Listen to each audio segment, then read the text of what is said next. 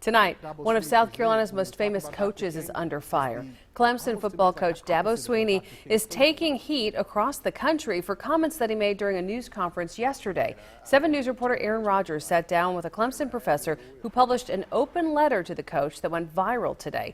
Aaron is joining us with more on the response. I wouldn't discipline my player for that. Initially, I was really impressed. But as Clemson coach Dabo Swinney kept talking during a news conference yesterday after being asked his stance on NFL players protesting during the games, that changed for Clemson professor Dr. Chinjirai Kumanyika.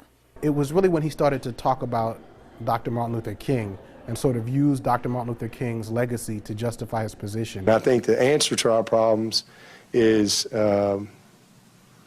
exactly where they were for Martin Luther King when he changed the world.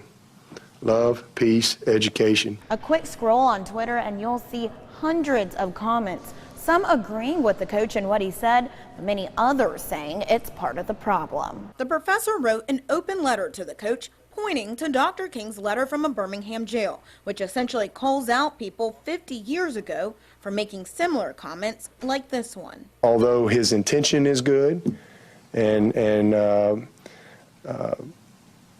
I just think the method is not. Swinney goes on to say he believes the actions create division. What Martin Luther King responded to, and he said, we're not divisive. He said, we're calling attention to the division that's already here. Which is why he told me as a professor, he couldn't let the coach's comments slide.